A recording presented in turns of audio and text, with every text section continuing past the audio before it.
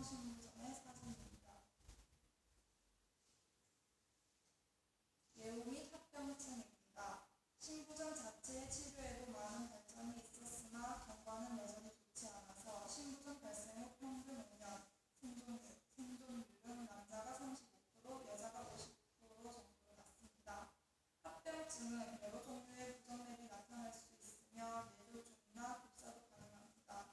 병이 중증도로 진행되면 주요 장기들의 기능과 함께 나빠지면서 주로 간 기능 부전, 심각한 전해질 이상, 심장 기능 부전, 폐동맥, 고혈압 등이 나타나게 됩니다. 기존의 치료 방법에 반응하지 않는 말기 불균성 신부전의 경우 현재까지 심장 이식 외에는 좋은 대안이 없습니다. 심장의 다른 장기의 기능 부전이 심각할 경우 심장과 함께 다른 장기를 함께 이식해야 하는 드문 경우도 있습니다.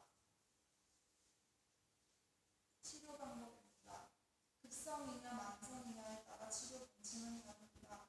급성 신부전은 주로 일주일 이내 갑자기 발생하거나 악화된 신부전을 의미하는데 대개 응급실을 방문하는 경우가 많고 주로 신부전의 원인 또는 악화 요인을 찾아서 제거하고 증상을 호전시키는 것이 치료의 목표가 됩니다.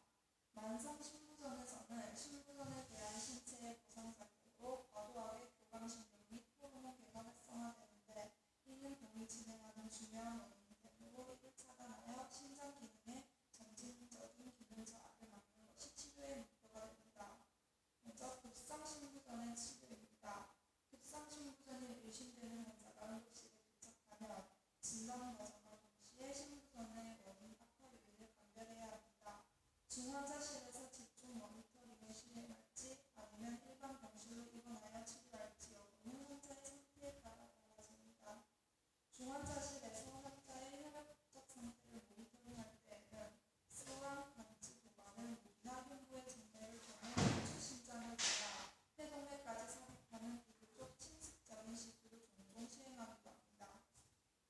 실제 임상에서는 환자의 진찰 소견만으로 어느 정도 환자의 상태를 평가할 수 있는 포레스터 보기를 이용하여 치료 방침을 결정하게 되는데 이때 조직으로 혈액 공급 저하를 나타내는 임상 지표는 저혈압, 의식 저하, 차가운 팔다리, 맥압의 감소, 심장 기능 저하 등이 있고 혈액의 우려를 시사하는 임상 지표는 누웠을 때 호흡 곤란, 목의 정맥압 상승, 부종, 복수, 폐 저림 등이 있습니다.